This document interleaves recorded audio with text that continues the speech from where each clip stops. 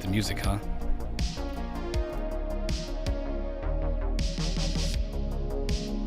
Yo, guys, what's up? Guys and gals, ladies and gents, non-binaries and demigods, what's up?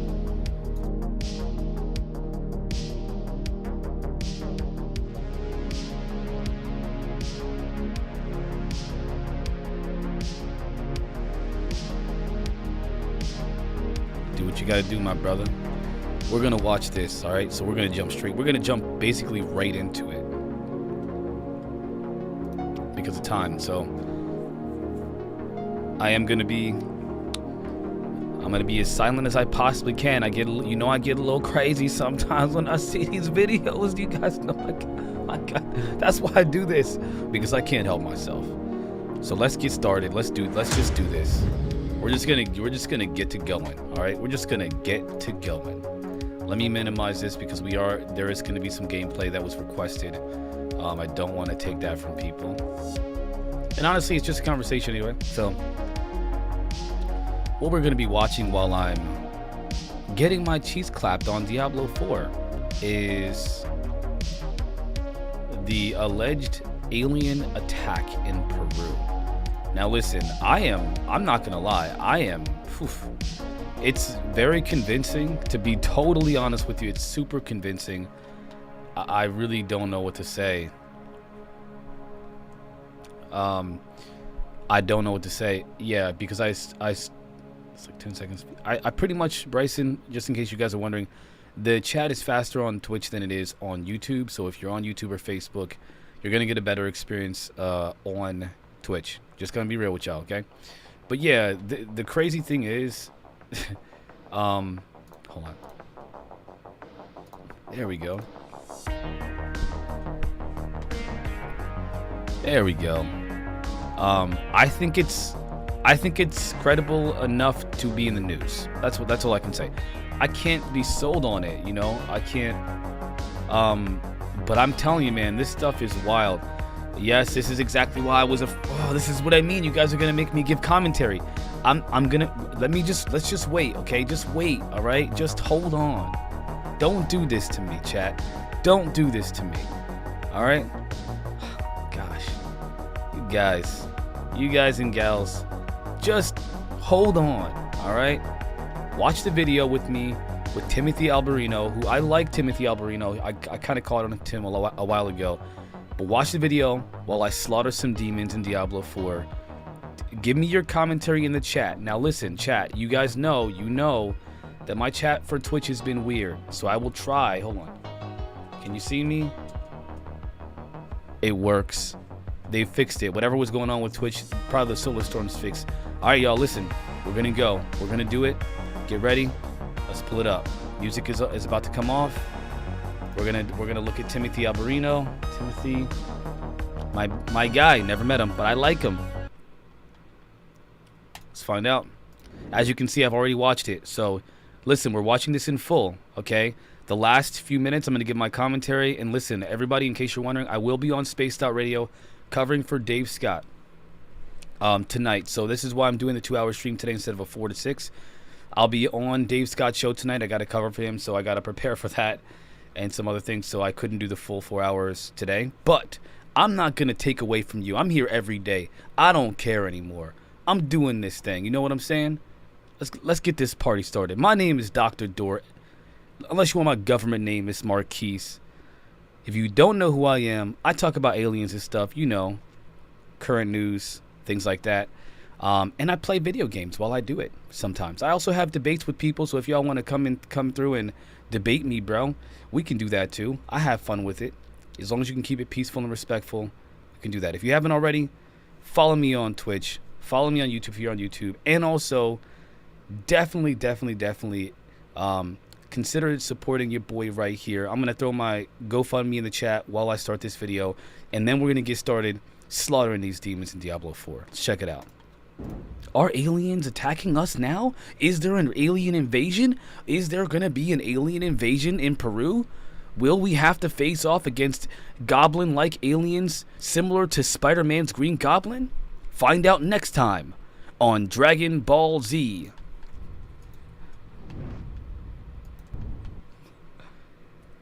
Myself and Tim Alberino just had ourselves about an hour-long conversation about something interesting going on in Peru. I'm just going to turn it right over to Tim, and we're going to talk about a alien threat or an attack by gray aliens that's happening in Peru. We got some information on it. We're going to cover it, kind of walk our way through this, so bear with us. Tim, you want to describe what it is that we're going to be going over? Yeah, as you said, you and I were just having a casual conversation about the events that have been transpiring in Peru over the last couple of weeks. And we decided, let's turn on the cameras and record this conversation because this is, I think it's quite compelling, actually. I'm not 100% sure what to make of it yet, but it is very compelling for several reasons. And I can set the stage here, and then I know you want to show some videos that we were discussing, but to set the stage, something very strange is happening in the Peruvian Amazon, specifically in the village of San Antonio, which is in the Amazon jungle. It's in the district of Alto Nanay, northwest of the city of Iquitos. That's serious jungle. How do I know that's serious jungle? Because I have spent a lot of time precisely in that region of the jungle. These are members of the Iquitu tribe, Iquitu, I-K-I-T-U, Iquitu tribe. And there aren't many members, only a couple of thousand members of this tribe. And this is part of their territory there in the Alto Nanay. They have a village. And this village has been apparently, according to these villagers, has been attacked repeatedly over the span of a couple of weeks at least. So this incident has been ongoing. I think the news is just now breaking about it. And by the way, what we're about to talk about is all over the Peruvian news, all over mainstream Peruvian news. I've been watching mainstream Peruvian news for the last 2 days, and they're covering it in a very interesting manner. They're covering it in a serious way, and I would even use the word grave. I mean, they're very, almost as if they're frightened by what they're talking about. So it's the Peruvian news is not joking about this. RPP Noticias and La República and different Peruvian newspapers and news outlets are taking this very seriously. So, as I said, this is occurring in the village of San Antonio with the Iquitu tribe. So they've been apparently under assault during the night by entities, let's call them.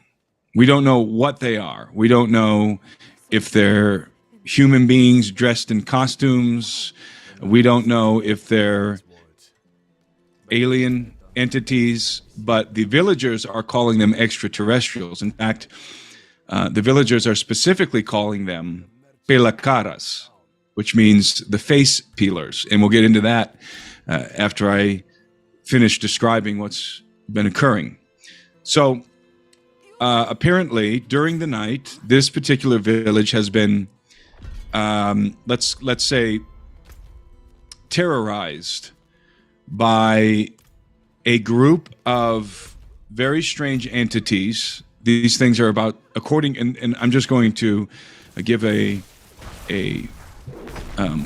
going to give a brief explanation of what the villagers themselves, a brief summary rather, of what the villagers themselves have been saying. They're being attacked by these 7-foot-tall entities. The entities have bulbous heads. Their eyes have been described in various ways. They are dressed in very strange bodysuits, silver. They've been described as armored and silver. So silver armored bodysuits is the way that they're being described. These entities actually attempted to abduct a 15-year-old girl, but the girl managed to break loose from their hands and escape. And the struggle resulted in lacerations on her neck. And there's footage and images of this young lady, and indeed she has lacerations on her neck in the photos and video. She was also, after the encounter, was in a state of shock for a few hours. Like, she couldn't talk. She was in a complete state of shock. She was absolutely terrified. All of the villagers are terrified, terrorized really, I think is the appropriate term here. The beings are described as having footwear with discs on the bottom, with a red light emanating from the heel portion of the footwear. And these discs apparently allow these beings to lift off the ground and float through the jungle about a meter off the ground. And apparently they can also lift off into the air through the agency of this technology they're wearing on their feet. Again, according to the villagers. And as you'll see in the videos that we're going to play, the villagers actually they shoot at these entities with rifles and shotguns. And a couple of the villagers said they hit them. They shot right at it, but it didn't do anything to these entities. They just disappear or they take off. So that's it in brief. I should also say that the villagers, the reason why this came to the news, that it's gotten, first it got national coverage in Peru and now international. And the reason why is because the villagers were demanding that the Navy intervene. The Navy. Okay, this is a village on a river in the Alto Nanay, and we'll show a map in a little bit. And so they're demanding that the Navy come up, and that's why they want the Navy, because the Navy can get there quickly. There's a Navy base not far from that area. And so they're demanding that the Navy come and intervene and protect their village. They're saying they're not getting any sleep. They're staying awake all night. And so the whole story is actually very compelling. And again, I want to reiterate how this is being covered in Peru. It is not being covered as a joke, as a farce, as a hoax. The manner in which this story is being covered by the national press is very serious. So I think that encapsulates what's been happening. Again, I think the time frame here is the end of July, the last couple of weeks of July is when this, and I think it's the last occurrence happened about 5 days ago, I think, or at least the very end of July. So this isn't something that happened yesterday. In fact, the Peruvian Navy did indeed respond, and the police and the Navy are on the scene right now investigating, and they've been there for a couple of days. And so that's what's been happening, and it's very remarkable. In light of the Vegas incident that occurred in the United States, was that last month, I believe. We talked about it, you and I, and Dave Hodges. We discussed that Vegas incident, I believe, the very night of the occurrence. And so as you and I were talking, it seemed appropriate to jump back on and discuss this occurrence, this incident as well, especially since I have some familiarity with this area of the jungle, and some very strange things have happened to me in this region as well. I don't think I'm going to go into the details of those strange things tonight, but that I have a connection to this region of the jungle. So it's when I didn't know where it was at first, and so I started investigating and watched the news, the media coverage, the Peruvian media coverage of the incident, and I realized as they were talking, that, my God, I've been in the neighborhood of where this occurred, and perhaps is continuing to occur. So Doug, why don't you go ahead and play a video so that people can see some of the footage, and you're going to hear some guys talking, and that's I've already reiterated what they're describing. Do you want to start with the Phil Schneider, or you want to go straight to the other one? No, let's go straight to the incident, the videos of the incident that was captured by the villagers. And in the video, by the way, one of the guys who happens to be the tribal leader of that village, he is describing these entities, these beings, as I said, they're in bodysuits, silver bodysuits that appear to have some sort of armoring, and so he likens them to the Green Goblin from the Spider-Man movie, and he talks about masks. They talk about these beings wearing masks, but I don't think that's actually what's going on here. I think that we'll get to that. We'll get to that in another video we're going to show. All right. But go ahead and play this one. Desesperados se defienden contra un atacante que desconocen. So here they are, actively shooting at these beings, filming it on a cell phone. Se trata de habitantes de la tribu Iquitu del distrito de Alto Nanay en Loreto, quienes denuncian ser víctimas de violentos ataques por parte de seres desconocidos. Necesitamos apoyo para nuestra comunidad. This is the village leader, the tribal leader of the village here. He says they're extraterrestrials, and then he's describing how they're dressed. He said he shot at them, but they don't fall down. So they just get up and then they lift off into the air. So here you see the police showed up, and then some other videos you'll see the Navy. He's talking about how they have like discs on the bottom of their shoes, and they elevate off the ground, and they have a red light emanating from the bottom of these discs. And here's the 15-year-old girl. Go ahead and play that, Doug. There's the 15-year-old girl. They're blurring her face, but there she is. So go ahead and pause right there, Doug. So, and this particular news report, they're blurring her face, but I've got some news reports here that I've been watching where they don't blur her face, and you can clearly see her neck she has a couple lacerations on her neck. You can kind of see it in this video. You see the red. You can see the blood. Yeah, there's blood there, and there's some sort of bandaging there on her neck.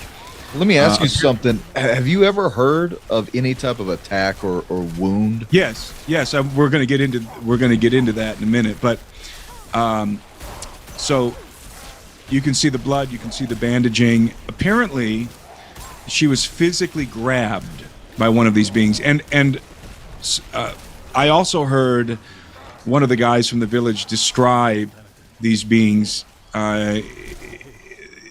This isn't the first encounter they've had with these beings. We'll get into that in a minute.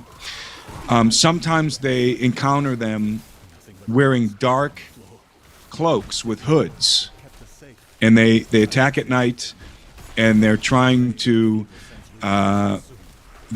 grab people at nighttime, and they're described as I don't like to use movie references, but they're described as almost like the Predator from the movie, where you can see them and then suddenly they sort of almost go totally transparent, but you can still sort of see them there, but they just blend into the jungle. So it's some sort of a cloaking technology that these villagers are describing. Now let me say, right off the bat here as we begin this discussion, I don't know what to make of this. I'm not here saying, and I know Doug's not here saying that we believe these people are being attacked by extraterrestrials and that we're 100% certain that they're telling the truth.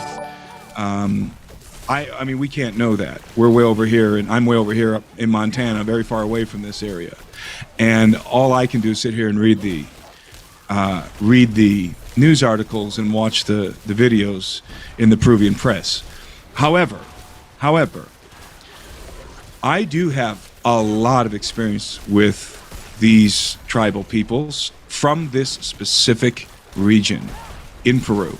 Not this particular village, mind you, but all around that village. I've been all through there. Okay, I've been in this jungle, and again have had very, very strange things happen to me in this jungle. So do you have the map that I sent you, the map link you can pull up?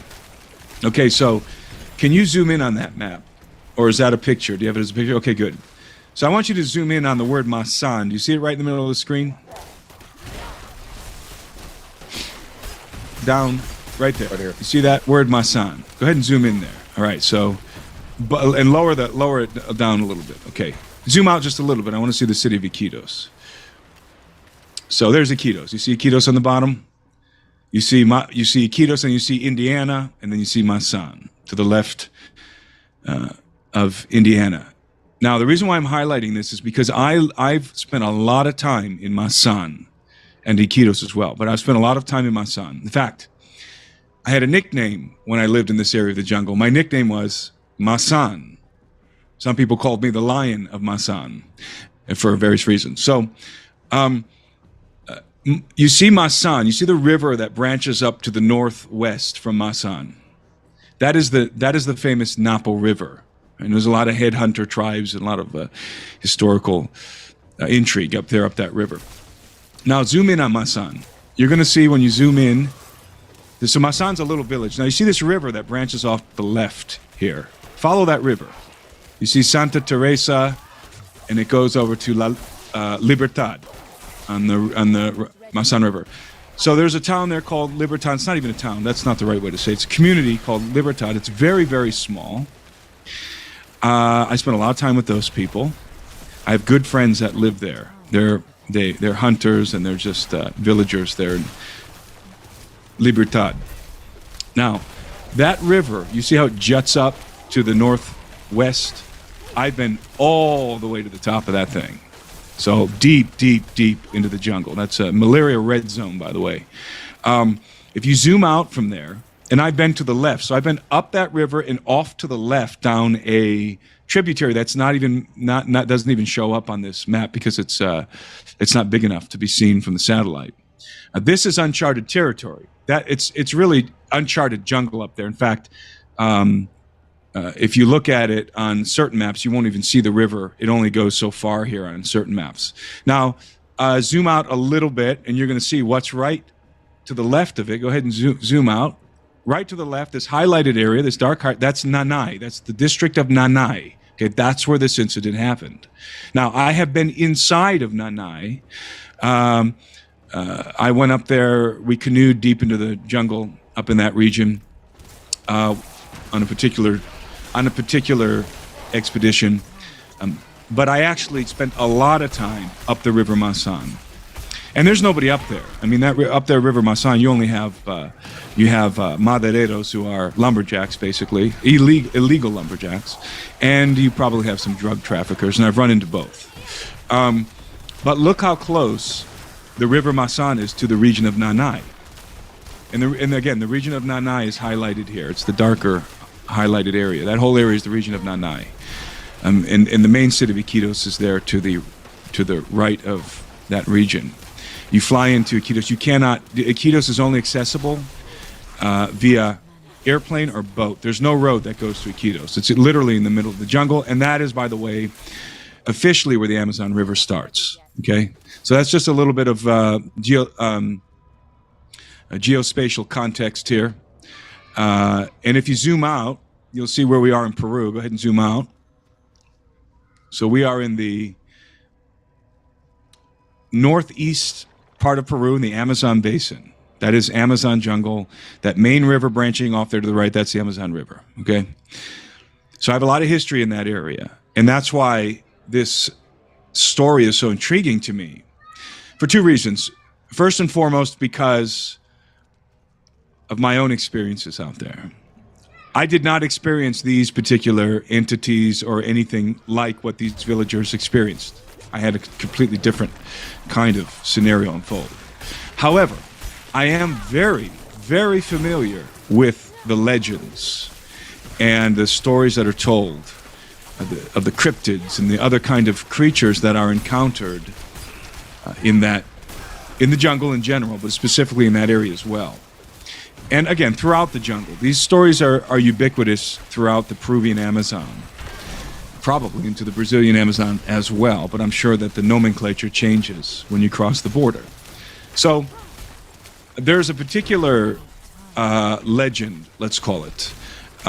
It's more than a legend because it's not something that is it's not an old tale. It's not a story about something that happened a long time ago. So legend isn't really the appropriate term. It's more of an ongoing myth, a living myth, let's call it, an active myth concerning these entities that are called pelacaras. Pelacaras. And pelacara means face peelers. Pelacaras, face peelers. So that's face and then peeler with a P, like like as if you're peeling the skin off of a face. That's what these entities are called. And the people are terrified of them. Why? Because apparently these entities, every now and again, in the jungle, abduct villagers and mutilate them. And their bodies are discovered, oftentimes, with all or portions of their face totally ripped off of their skull. And that's why they're called pelacaras. And I believe, if I remember the legend correctly, the mythos correctly, they usually abduct adolescents, but I don't know if I remember that exactly right. But these, if you go into the jungle, the Amazon, especially in this region, and you start asking people about the pelacaras, they've all got stories. They've all seen the pelacaras, and they know about people who've been killed by these entities. And so these villagers, when you read the news articles and you listen to the commentary on the proving coverage of this incident in the media, these villagers and the other native peoples around this area that they're interviewing are saying that these are pelacaras that attack them, face peelers, and that the pelacaras are extraterrestrials. Again, that's not Timothy Albrino saying that, and I'm not trying to affirm that that's the case. I'm just telling you and relating to you what they say. Pelacaras are extraterrestrials that come and abduct people. Now, what makes this very interesting here in the jungle, because as you all know, I'm let's say well read in the abduction material. What makes this very distinct from your typical abduction scenario that's happening all over the world to millions of people every day, every night, is that the pelacaras, these abductions are brutal. These abductions are brutal. So we have in the United States, and Doug, we've talked about this and you've experienced this firsthand, we have cattle mutilations in which someone's cow, let's say, is discovered in the field, totally mutilated, but mutilated in a very interesting way, not by animals, not by deprivation, not by animals. Rather, they're mutilated in a very surgical way. And we've gone through that before. We don't have to go into all those details. But sometimes, in fact, I would say oftentimes, these cattle are discovered with a side of the skin on their face gone, peeled off, apparently, like surgically removed, so that all you see is the bone structure. You see the jaw, you see the teeth, you see the bone structure, but no flesh. And so that leads us into this next video. Why don't you go ahead and play that next video, Doug? Yeah, this is about to get wild. And so this, now, before we play this video, I cannot find I don't know what the origin of this video is. I don't even know, to be honest, I don't even know what the context of the video is. It purports to be a video that was filmed in 2023, this year, and from Loreto, Peru. So Loreto, by the way, is the state in which this occurred. So it purports to be from this year in the same department, the same state where this village is located. So go ahead and play that. So what you're looking at here are two Peruvian, they look like two gentlemen who either are police or civilian police or something, maybe detectives. Their vests say police, and they're taking the banana leaves off of this man who's lying on the bank of a river. And I think we determined that he was deposited there for the police. So they're removing these banana leaves, which people used to cover him. You're going to see why people covered his head with banana leaves in a moment. Again, those are their vests say police, so let's assume those are Peruvian police. Now they're picking him up. And look at his head.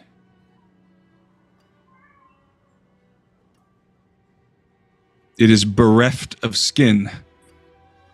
At least I'd say 3/4 of it, if not.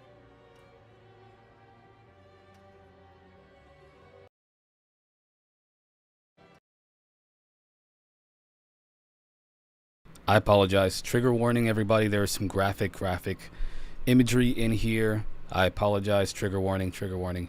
There is a graphic imagery of a deceased person and their exposed innards. Also, listen. Listen.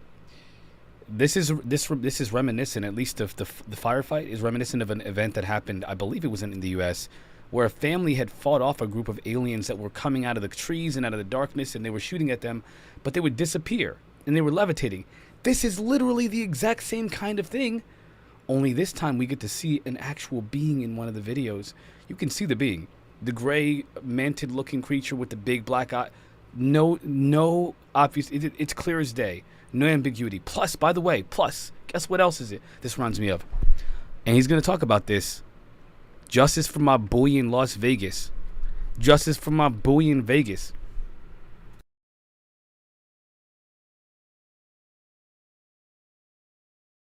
Almost the entirety of his face is gone. Not partially gone, completely gone. And you'll see if you back up a little bit, Doug, because I think that's where, well, there he is laying on the ground. So let's see. Is that the end of the video?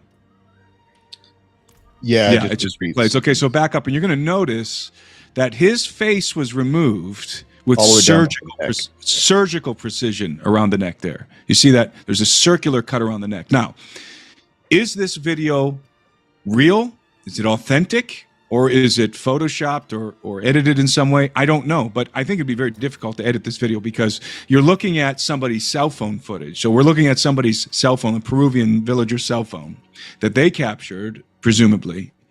And there's a lot of movement. You see all the movement. Look, they drop him. The police officer falls and drops him. I mean, it doesn't look like prosthetic to me, and it does not look like CGI. Now, again, I don't know what the context is of this video, but I'm going to guess that this has something to do with the pelacaras. And when these Peruvian people call these beings pelacaras, I think we're looking at why they call them the face peelers.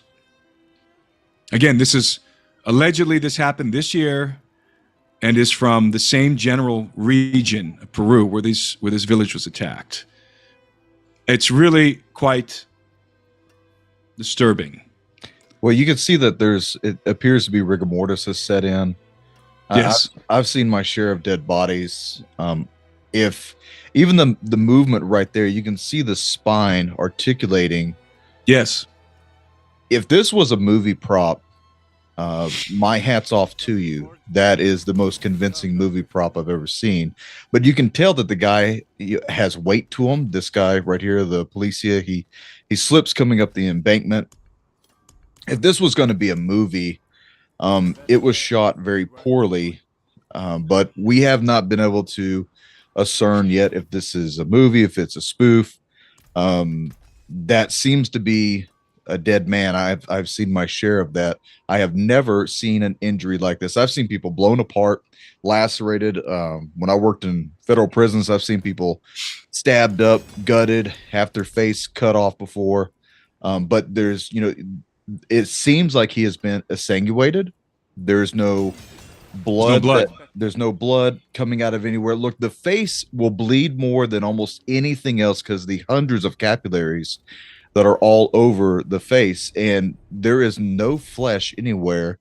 There's no burn marks from what we can see on here, and you can even see the scalp line where the fatty tissue is. Exactly. And the way the neck articulates as they're moving. I mean, it takes 3 men to move a dead body. That's fairly accurate. A person who's completely limp is a very, very heavy weight. And what we guess is that someone came down the river, deposited this man along the side of the river for the police to then go and collect. And this is most likely the criminal investigators who are here. I can say that we can confirm that this particular video was uploaded There's to the YouTube. coroner. Right. There he is. Yeah, this particular video was uploaded to YouTube on August 2nd. So this may be very recent, and it may in fact be directly related to the incident in the village. These villagers who are being terrorized by these ostensibly extraterrestrial beings. I mean, that's just... that is very grotesque. I've never seen anything like that before. And again, this illustrates why they call these entities pela caras, the face peelers. And I think we are, in my opinion, again, for all we know, this could be a hoax. I don't know, but my gut feeling is that this is not a hoax. This is real, and we are looking at a human mutilation as opposed to a cattle mutilation. We are looking at a human mutilation. I want to say that he appears to have some sort of a burn here on his right shoulder. Yeah. And bruising along his left that you can see from the chest to this shoulder. Almost looks like this arm was out of socket, but the body moves really weird whenever it's limp and dead. So there's some sort of another injury. You can see the color tone right here is different. If it was hit by a radiation, I mean, I can only speculate. I don't know of any instrument that can do this. I mean, that steam would do that. Steam can melt you right down to the bone, but that would be a third-degree burn, and even so, you would still see blackening. Possibly, you would still see blackening along the epidermis, and you're not really seeing that. You can see where most likely this is a pool of blood where he's been laying down at. When the body is, when the body dies, the blood will pool wherever the body is laying flat at. All right, so you can see most likely this is where the blood was pooling at in the body. And like I said, it's some sort of an injury right here. So if something came and hit him like this, or from right here, but once again, that's a cut right here. Well, what we're looking at, as I said, it's a human mutilation. Just think cattle mutilation, but done to a human being. That's, I believe, what we're looking at. Now, there's extra compression going on through Zoom. The video is actually a little bit clearer on YouTube. So there's some extra compression going on. And people say, well, why is it so pixelated and so forth? Because we have a crappy cell phone filming another crappy cell phone. That's why. So you're looking at an image that isn't very high res to begin with, that was apparently filmed by a Peruvian. And I say a Peruvian because I can see her sitting there. You can see her feet here in the video. She's sitting there showing somebody footage that, again, presumably either she took or somebody else took and showed it to her. So this is quite astounding. Again, we don't know if this is real. This could, for all we know, this could be a movie prop. Somebody's going to say, oh, this is from a movie, and put a link in the comments. Okay. But I think, again, to illustrate what we mean by what these jungle folk mean by pela caras, I think we're looking at what they mean by the face peelers.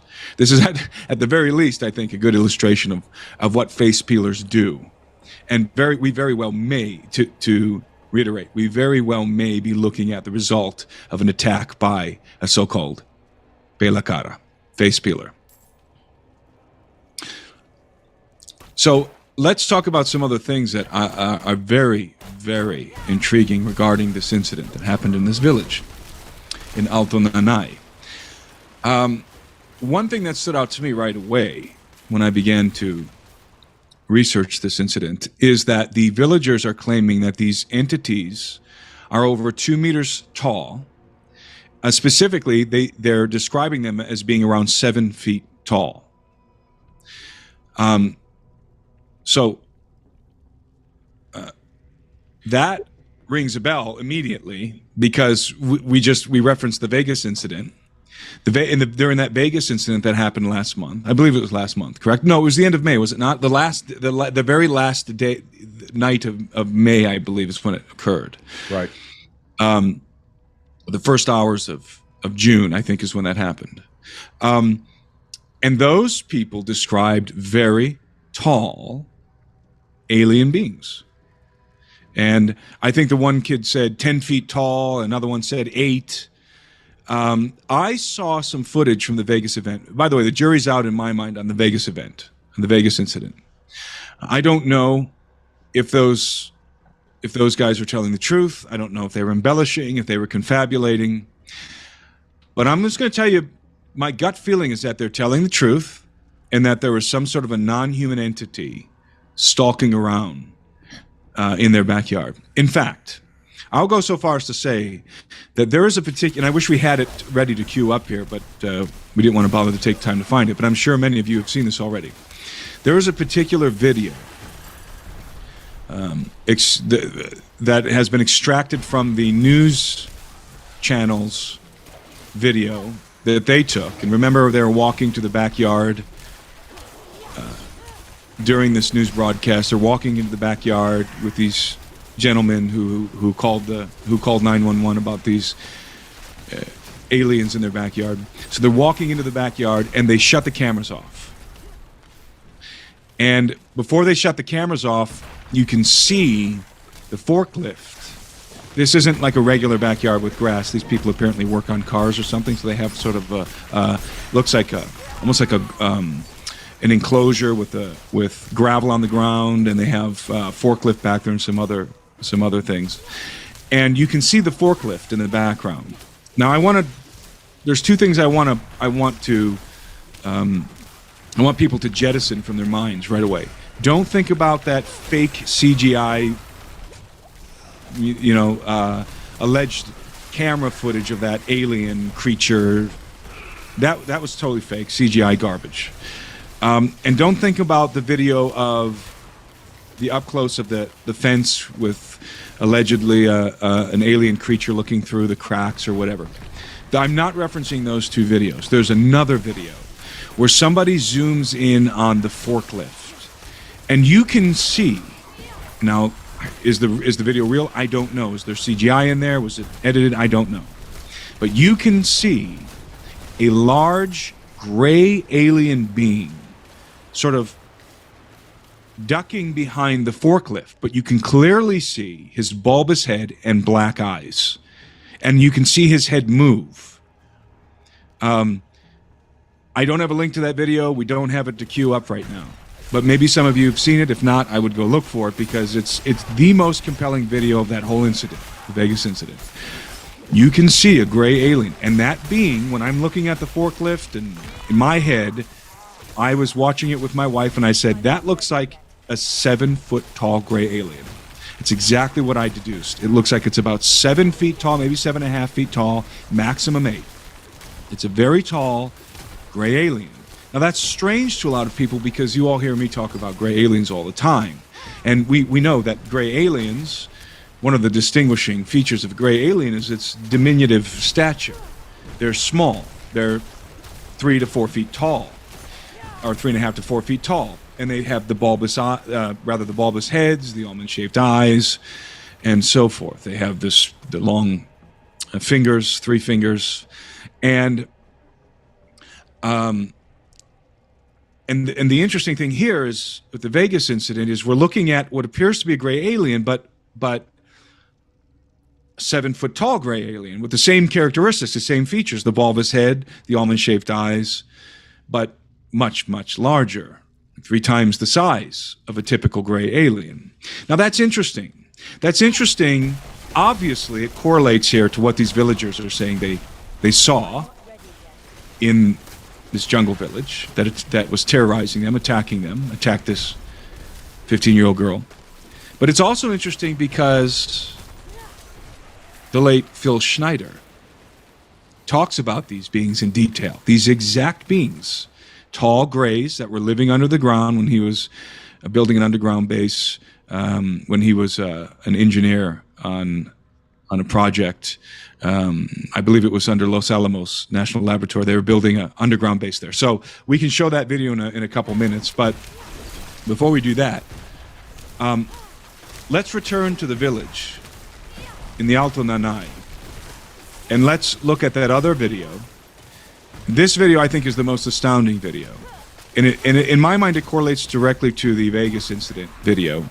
because I think we're looking at the very same species here, the very same class of beings. And we will discuss in a little bit what we think these beings may be, or at least the options. But let's take a look at this video, if you can cue that one up.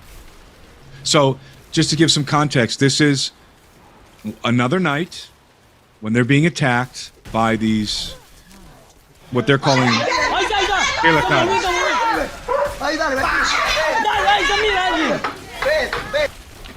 There is where we zoomed in earlier. Eye, and what we think is the head, right here. Yeah, so hiding. okay, so what we're looking at in this video, you have a lot of agitated villagers and a dog or two in here. These guys are genuinely agitated and terrified. Okay, you can hear it in their voices. I can understand what they're saying in Spanish. This is the jungle lingo. This is the kind of Spanish I speak really well. So, what's really amazing about this video, yes, it's blurry, yes, it's pixelated, okay, but keep in mind that these people living in the jungle, they've upgraded the smartphones by this time, but they've got the cheapest smartphones on the market. They're not walking around with your Apple iPhone, okay? These guys are buying Chinese knockoff phones that can barely capture video. That's why you're looking at such low resolution. And anybody who says, how come there's not a ton of video? Because not everybody in this little village, these Iquitu natives, even have phones, okay? So there's probably only a small percentage of them who even have smartphones, okay? So when you play this video again, what you hear in the beginning is you hear a man yell, there it is, as they're flashing the flashlight right on it.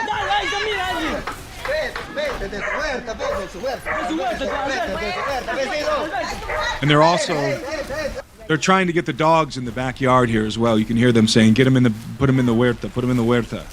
And the dog, because the dog is obviously irate. And so the people are stunned, they're terrified, and they're shouting, there it is, and they're literally putting a flashlight on something. Now, what exactly that something is anyone's guess, but it is a something, and it is moving. And you can see, especially again, this is highly compressed because of zoom, but you can see in some of these frames, you can see two eyes and a bulbous head.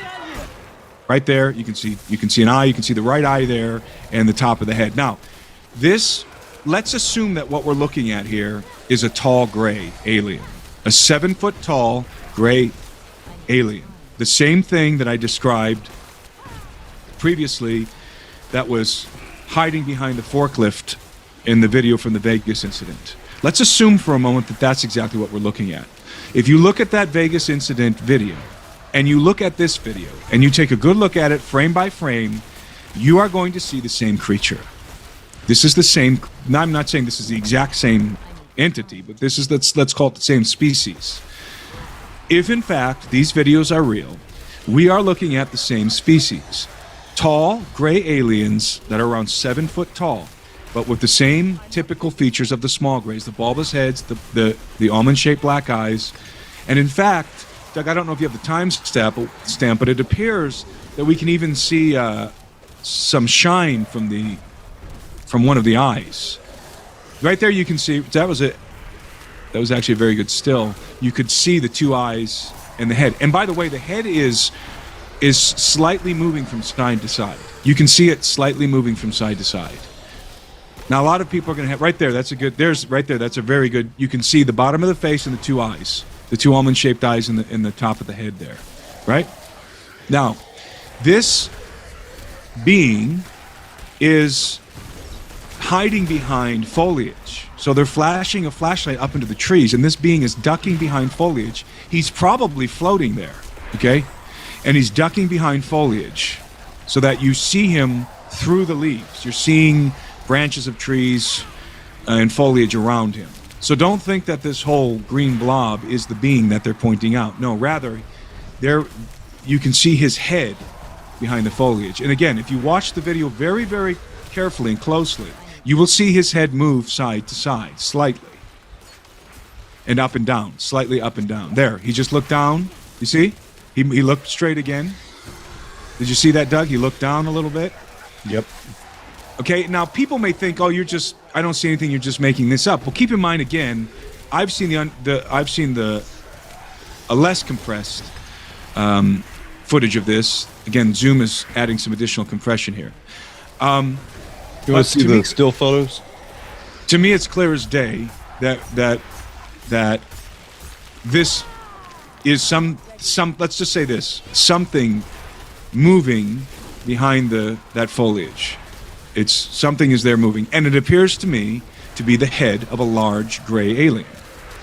That's my opinion. Could be wrong, but it appears to me to be the head of a large gray alien. And it looks very similar to what I described in the Vegas incident footage. Okay? 7 foot tall gray alien. Now, why don't we go to the before we Phil do that, Schneider clip? I want to show the still photos. So this is what we were able to screen capture. This is the foliage that was in front of it. Yeah, there's the foliage. There's the eye. There you go. 2 eyes, bottom of the head, bottom of the mouth. You can almost see, Doug, the circular. You see sort of like the oval-shaped head where it's sort of going down there. You can see there's a line there. There's sort of a shadow. Do you see? Go back to that picture. Go back to the other one that we're looking at. Do you see? You can sort of see right there. You can sort of see the outline of the bottom of the face. Now, zooming in doesn't help. But this entity looks, as I said, very much like the one at the Vegas incident. I would say identical.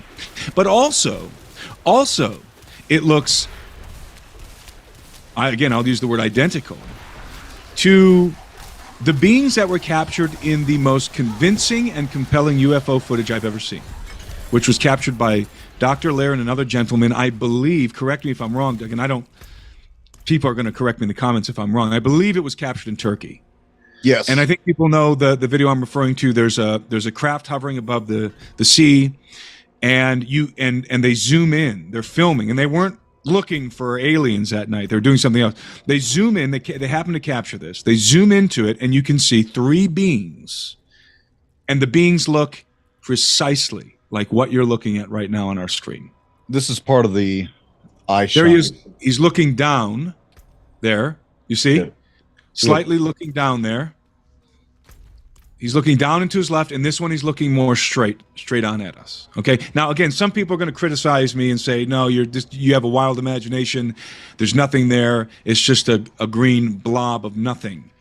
But understand that these Peruvian jungle people are absolutely terrified. Okay? This is not a staged scene.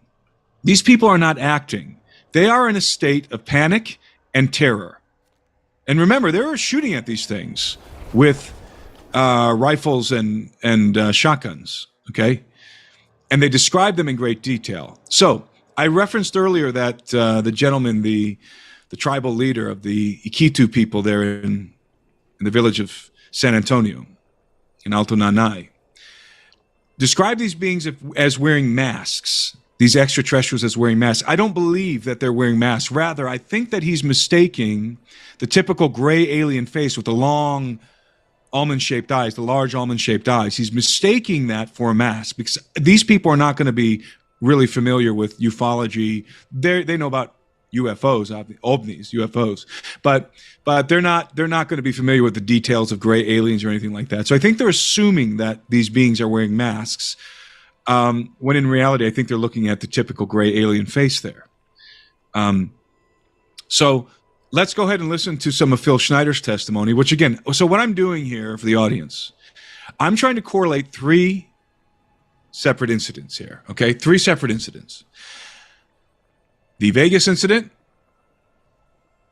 the Peruvian Amazon incident that we're talking about here, and Phil Schneider's incident that happened while he was helping to build an underground base under Los Alamos. These are 3 things. These are 3 incidents. I'm trying to draw a correlation here because I think we're dealing with the exact same beings. Go ahead.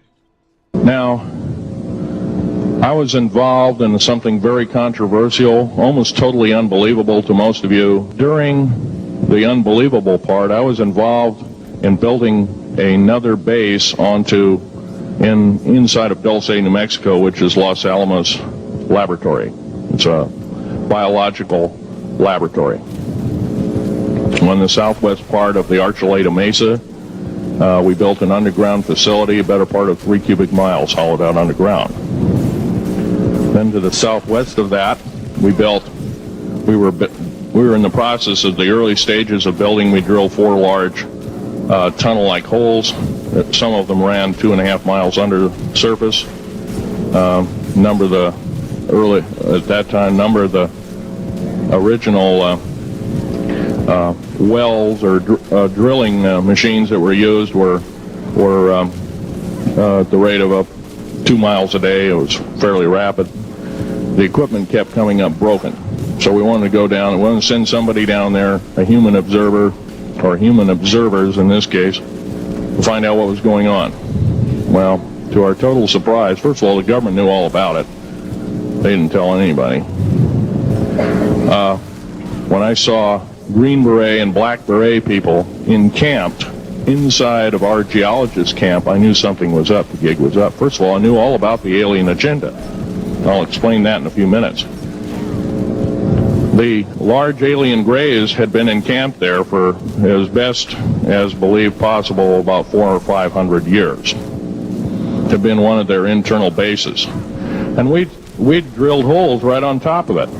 All the stinking air, all the black sooty air came right out as soon as the first hole was sunk, and all this soot came up. And, well, that's when all the hell broke loose, really. All started. Anyway, after we drilled all 4 holes, it took about 2 days to drill all 4 of them.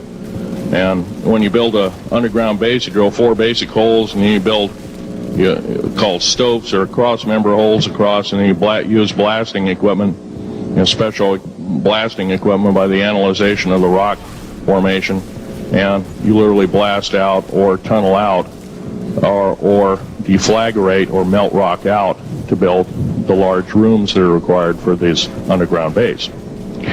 Well, in this process, I was lowered down the basket of one of these holes, and about from me to this elderly woman here in the front was sitting a 7-foot tall alien gray. The stench was worse than the worst garbage can you can imagine. The person the entity was absolutely horrible.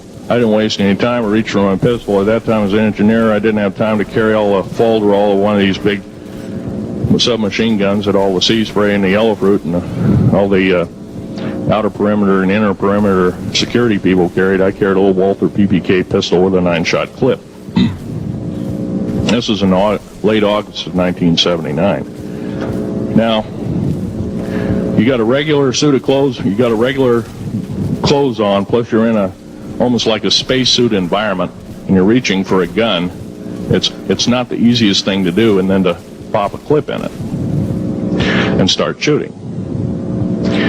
And I killed 2 of them. Yes, they're mortal, and they do die. However, in the process, one of them did this. All I remember is that he just kind of waved his hand in front of his chest, and the next thing I know, this blue beam hit me and just literally opened me up like a fish, and burnt my fingers right off of me. And it was some form of electrical force, because the kind of like being hit by a lightning bolt burned all my toenails off of me. Completely crispy crittered my left foot, burnt the shoe right off of me. All I remember is the smoking remains, and I'm still conscious, but in and out of, I didn't remember much. And there was a Green Beret that was right behind me that risked his life. In fact, he died. But he risked his life. He shoved me back in the basket and hit the button and took me up. And I wouldn't be alive talking to you today if it wasn't for him. I'm forever indebted. He lost his life. 66 Secret Service agents, Green Berets, Black Berets, crack troops lost their lives because the government, our United States government, lied, did not tell us anything about the alien threat. There's a war underneath there, and I'm talking dead serious. Now, it gets to the big question. If all this has been hidden from us, everybody says, well, where's the proof? I've got some of the proof laying on the table. But a lot of you probably are totally skeptical. They say, well, I could be anything. So obviously, Phil here was talking about what he calls large gray aliens, 7 feet tall. So there, again, correlation there between the Amazon incident, the Vegas incident. And they had some sort of technology. It waved its hand in front of its chest, and some sort of a beam emanated from this entity's chest and struck Phil, or rather technology around this entity's chest, and struck Phil, and as he said, opened him up like a fish. And you'll see that, as he talked about, he lost a couple of fingers, he lost some toes, and he got cancer. He had aggressive cancer after that incident. So maybe you're right, Doug, in speculating that man whose face had been ripped off or whatever.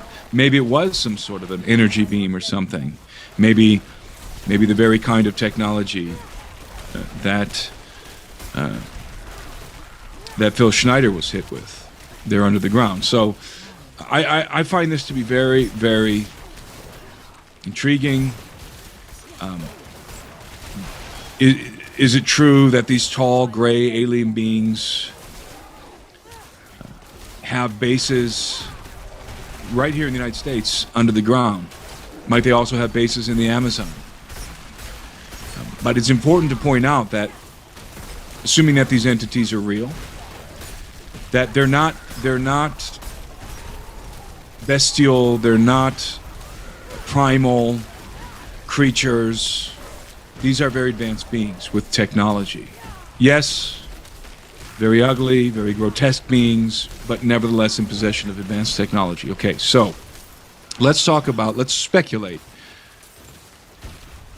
Assuming everybody's telling the truth, right? Let's just assume, let's operate in an environment in which we are assuming that Phil Schneider's story, the Vegas incident, and the Amazon incident are all true. And now let's speculate at what we might be looking at in terms of these entities. Now, I think the most obvious conclusion that we could draw, based on the data, would be that these are, at the very least, biological creatures in possession of advanced technology that are not immortal, and that are, at least to some extent, operating in underground bases, operating in beneath the soils of America, perhaps the Amazon and other places around the world, that they have some sort of dwelling, habitation there. I think we can also assume that these same entities, these tall grays, are also in possession of advanced aerospace vehicles, that they're not confined to, let's say, the underground, but that they also, because of the kind of technology on display in all three of these incidents, they're also in possession of advanced technology from which they could derive advanced aerospace vehicles. In other words, craft. So I think that's the most obvious deduction. We can call them alien because they're obviously non-human. So maybe non-human intelligence is the best way to describe these. We don't know where they come from. We don't know how long they've been here. But again, working within the framework of these stories being true, we can conclude that they are here and that they're not good. These are very nasty entities, and they're doing things that they're harming human beings. Apparently, this is part, by the way, of the famous Dulce War, the lore regarding this confrontation in the deep underground military base and the underground, generally speaking, in Dulce, New Mexico, where there was this large conflict and we lost some of our contractors and military personnel in that conflict, and they were killed. They were casualties of this war with these particular beings, these tall grays. So, if that's true, let's now say that what I just said is true. Let's say that's true. Well, then my next question, my next line of inquiry would be, in what way are these beings related, the tall grays related to the small grays, the ones that we're more familiar with, the typical grays? Because obviously we're dealing with the same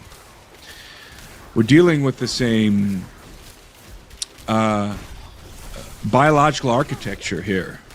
They look the same. They're apparently the same, different, they're the same species, but of different statures.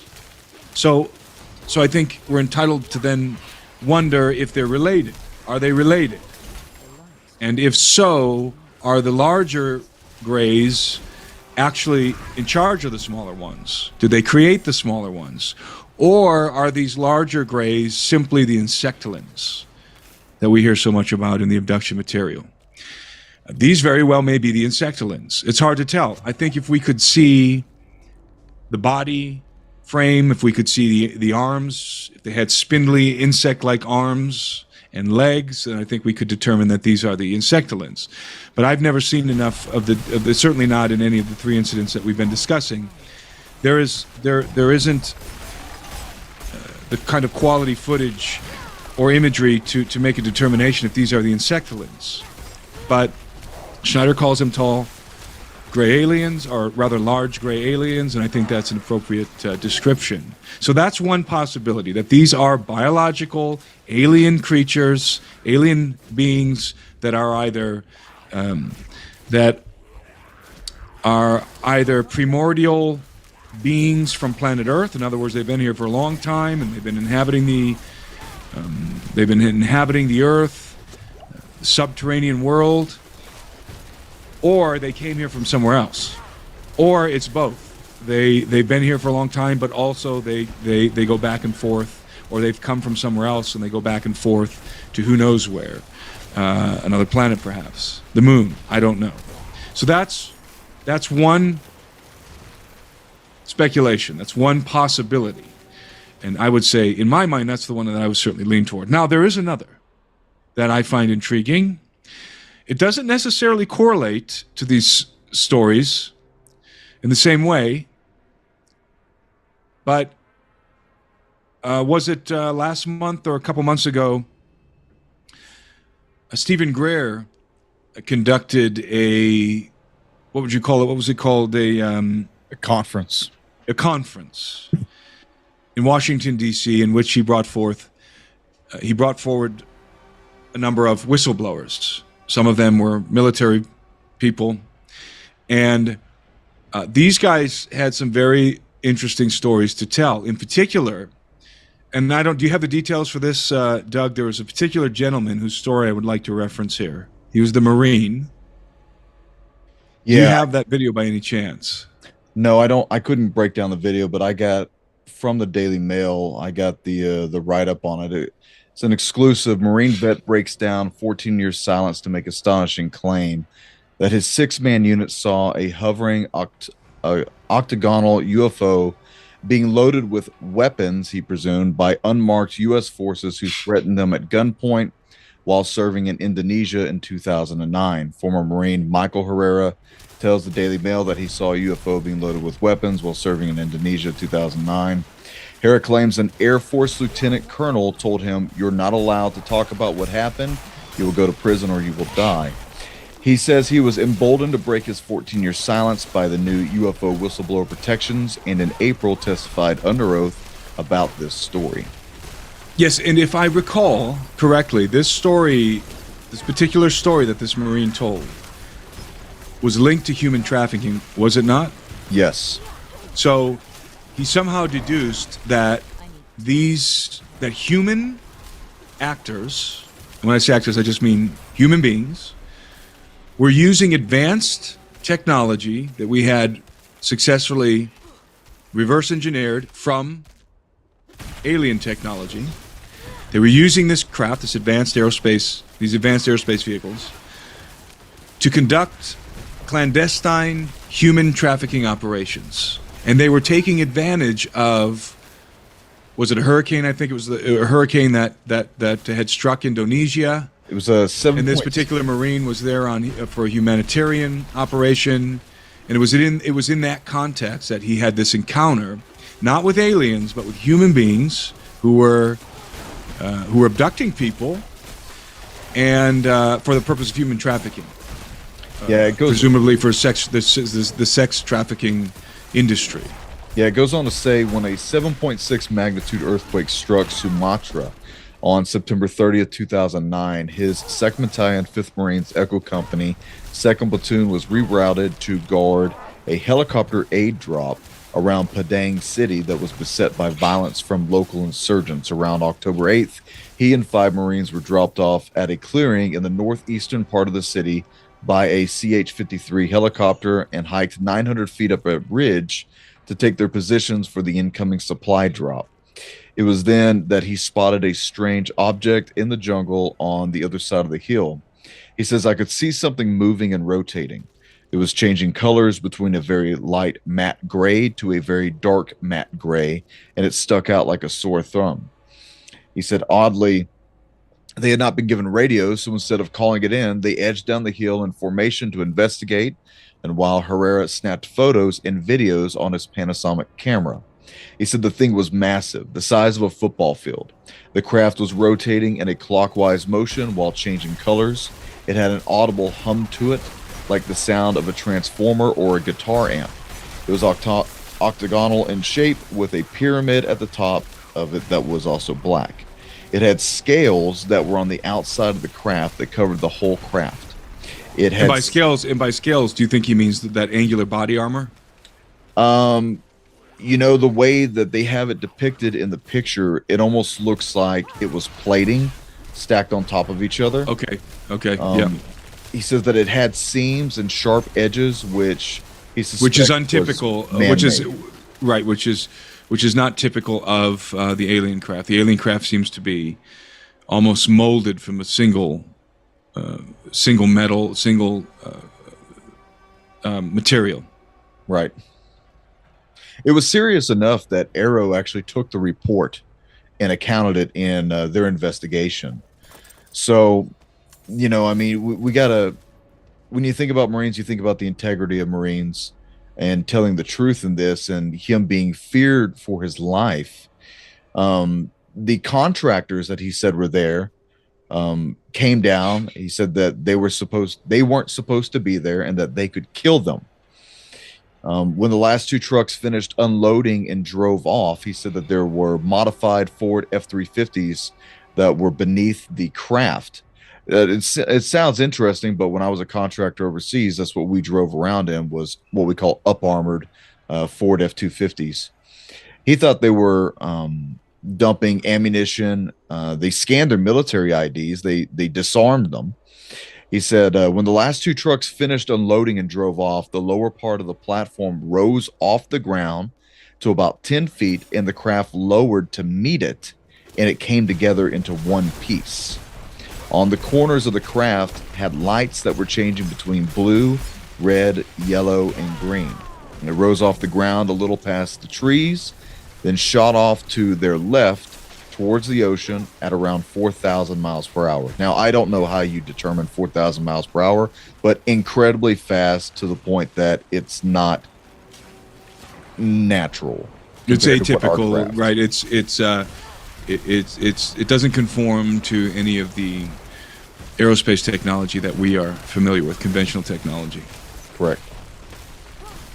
So, and what was the do you have there the connection to the human trafficking? Because that was the most astounding part of the gentleman's testimony. I listened to it live, and my jaw dropped. Well, Greer said because they were loading a certain type of box that had holes in it, that Herrera supposed that this was a box of ammunition or of weapons, and one of the other whistleblowers who had not come forward yet said that he had experience with the same thing, and that those boxes were used to move people. And then Greer goes on to say it's not just people that they were moving, but certain kinds of people with certain kinds of abilities. Greer goes on to then say that the people that they would abduct were ones that had psychic-like abilities, or the ability to project their minds out, however you want to cut that. Right. Which is what I've speculated that makes people candidates for abduction, alien abduction as well. So, okay, so now we've set up the second scenario. The first one being genuine aliens, or at least biological entities, non-human biological entities. Now, this scenario would be that what we have here in all three of these circumstances. Let's even set aside Schneider's experience, and let's focus specifically on this incident in the jungle. That what we have here are human actors who are in possession of advanced technology, who for some reason or other are terrorizing this village and are attempting to harvest apparently young ladies for human trafficking purposes.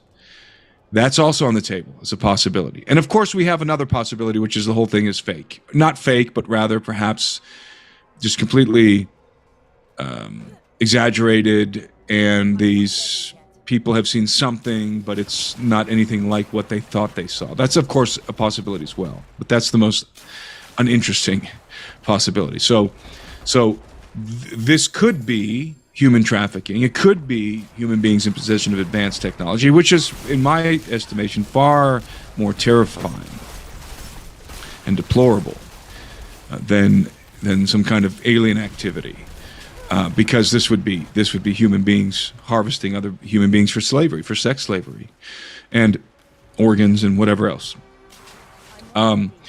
So that is certainly within the realm of possibility. And again, correlates to this story that the Marine told at Greer's conference in Washington, D.C. So we have some interesting components in play here. I gravitate towards the first speculation that these are the same beings that Phil Schneider encountered under the ground as he was working on the underground bases, and the same beings that were encountered in Vegas, assuming that was that actually happened. It wasn't a hoax or something. So, and then of course, in the background of all this is my own experience in the jungle, my experience with these jungle people who do, by the way, tend to exaggerate stories. I can't deny that. These jungle folk do engage in exaggeration frequently. But clearly they were legitimately, authentically terrorized in the videos. And I do believe that they captured something on film there, that they were flashing that flashlight on. And I believe it was a gray alien. Well, 7 foot tall, large, gray.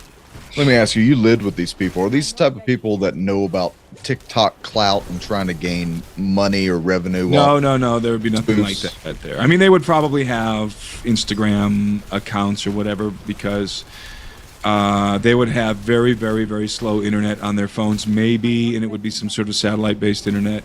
You're certainly not going to have any kind of traditional internet access out there. It would have to be satellite, or unlikely satellite, actually.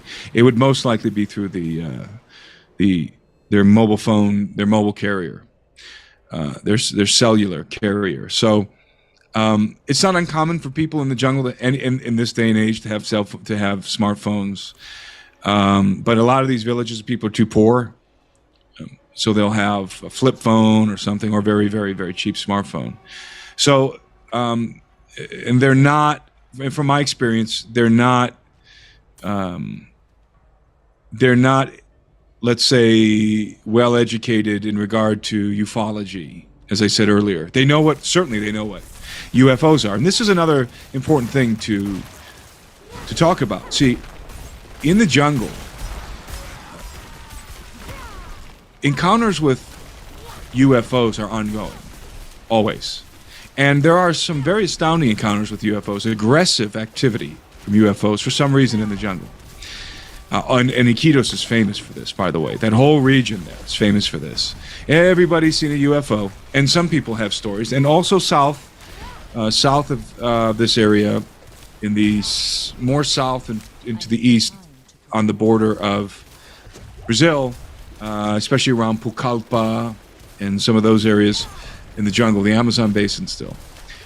You've even had incidents where there's been aggression in which people are pursued by saucers, and I even was reading about, and I didn't have the exact details, so I didn't want to connect it to what's happened here in this village, but I was even reading stories in which apparently recently a group of teenagers were being pursued by a UFO, and which was projecting some sort of a beam at them and trying to pull them off the ground into the craft.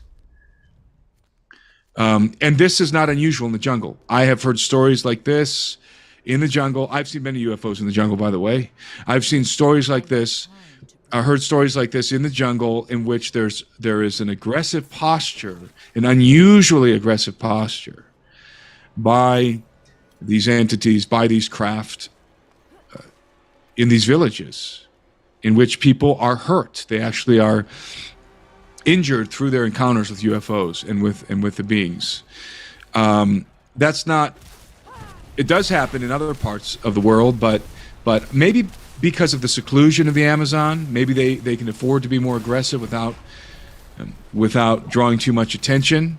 Whereas if there was aggressive encounters in the United States, there'd be a lot more attention. But way out in the middle of the Amazon, I mean. But by the way, this is, as I said, I want to make sure people understand that these stories are very common, and this particular area of Peru, of the Amazon, is very, very active in terms of UFOs. There's something interesting. I know there was a famous case in Brazil. I don't have the particulars in front of me, but there was a police officer, a local police officer or a soldier. They were on a patrol. This guy was like left alone for whatever reason, and he was chased through the jungle, hit by a light, abducted, and showed back up a couple days later because they had this huge search party for him. And there's a documentary that was made, I think you can find it on Amazon, and the guy goes and actually talks to his sisters. I think the soldier ended up dying, if I'm correct. Yeah, there's quite a lot of stories like that from Brazil, actually. So here's another thing.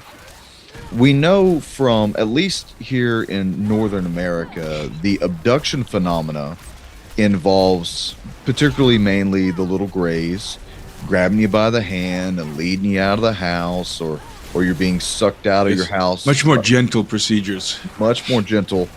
You don't hear stories about polite aliens. Yeah, you don't hear stories about these large creatures with claws. What do you make of that? The girl who was lacerated in the throat. I mean, could that have been a big cat, possibly? It could be anything. Of course, it could be anything. It could be ayahuasca, a bad ayahuasca trip for all we know. But it is interesting that she had those lacerations on her neck that she claims happened during her struggle to get away from these beings. So assumedly they had her in their clasp, in their grip, and she broke away. You get the feeling that we're not talking about her being captured in some sort of technology like a beam of light, rather actually having a physical altercation with the entities. So it does make you wonder how she received those lacerations on her neck. Was it through the fingernails, claws, or some sort of technology, or in the midst of her breaking away and scrambling around in the jungle, was she cut simply by the foliage in the jungle, which is a distinct possibility. There's a lot of trees and branches in the jungle that are full of spikes, and there's a lot of nasty thorns, so it wouldn't surprise me. But her testimony is that she was captured. They covertly grabbed her. She must have been, walking around in the outskirts of the village or something. I don't know the context, but they grabbed her. She freaked out, screaming, yelling, broke away and ran back into the village. And this is what really began the villagers. This raised the alarm in the village. This is why they all came out with their rifles and their shotguns and with their flashlights. and began to try and look into, and probably in their minds, to apprehend the perpetrator, probably someone who tried to rape her in their minds, I would imagine, right? And instead, they start to see these strange beings, which we've previously described, to their great astonishment. And remember, these villagers demanded the intervention of the Navy, not just the police, the Navy. And the Navy showed up and is there on the scene, as far as I know. Yeah, tonight. This was a progression of events. This wasn't something over the series of months that we've learned so far. This has been within just the past couple of weeks. Yes, it's mid to late July. It was unfolding over various weeks, and the villagers were having to stay up all night. They were being terrorized, and evidently there were multiple attempts by these entities to make an incursion and abduct some of these people. Now, it would be very interesting if we could, or perhaps one of the listeners could, track down the origin of that video of the man with his face ripped off. And if we can verify that it has a direct connection to this incident, that would be very compelling. As far as I know, and what the news is reporting in Peru, only that one 15-year-old girl was injured. So unless another man was killed, and they don't want to cause panic, and they don't want to cause more. They don't want people to be more alarmed than they already are, and they're not telling people about it. That was likely another incident from who knows when. But if that video of that man with his face gone, that is indeed the result of an encounter with a pelacata, with a I just forgot that translation in English. The face peelers. The face peeler. I was going to say the face ripper. I wanted to say face ripper, and I thought, no, that's not. Pele isn't rip, it's peel. So, but the face peeler, if that is indeed the result of an encounter with a face peeler, then we are dealing with something truly disturbing. I want to get your opinion. And frightening. I want to get your opinion on this report. This is a declassified CIA report that I've had. I've gone over it before. I don't really know too much to make out of it, but this comes from the KGB, stationed in Ukraine back in '93. So what this says is, after Mikhail Gorbachev dissolved in 1991 the KGB, Top Secret Intelligence Administration, a lot of material from that department found their way abroad, in particular to the CIA. As reported by the authoritative magazine Canadian Weekly World News, U.S. intelligence obtained a 250-page file on the attack by a UFO on a military unit in Siberia. And there are a ton of reports of UFO contacts in Siberia that I've now found. The file contains not only many documentary photographs and drawings, but also testimonies by actual participants in the events. One of the CIA representatives referred to this case as a horrific picture of revenge on the part of extraterrestrial creatures, a picture that makes one's blood freeze. According to the KGB materials, a quiet, low-flying spaceship in the shape of a saucer appeared above a military unit that was conducting routine training maneuvers. For unknown reasons, somebody unexpectedly launched a surface-to-air missile and hit the UFO. Old Private Ivan in his RPG hit a UFO. It fell to the earth not far away, and 5 short humanoids with large heads and large black eyes emerged from it.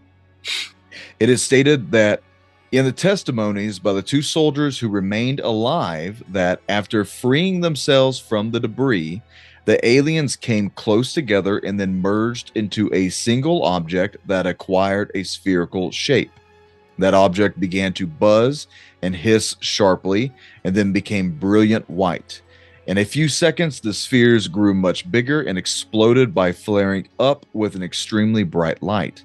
At that very instant, 23 soldiers who had watched the phenomena turned into stone poles. Only 2 soldiers who stood in the shade and were less exposed to the luminous explosion survived. The KGB report goes on to say that the remains of the UFO and the petrified soldiers were transferred to a secret scientific research institute near Moscow. Specialists assume that a source of energy that is still unknown to Earthlings instantly changed the structure of the soldiers' living organisms, having transformed it into a substance whose molecular composition is no different from that of limestone. A CIA representative stated, "If the KGB file corresponds to reality, this is an extremely menacing case. The aliens possess such weapons and technology that go beyond all our assumptions. They can stand up for themselves if attacked." This was declassified May of 2000. Well, that is quite bizarre. Quite bizarre. I think we are dealing with technology that, for all intents and purposes, appears to be magic to us. It is so far advanced from anything we have. These beings are capable of manipulating matter and energy in ways that we can't even conceive of yet, because they have an understanding of physics that we have not yet achieved. And so we are dealing with an enemy, a formidable enemy, the likes of which we simply cannot, we have no recourse. We cannot combat them and hope to defeat them.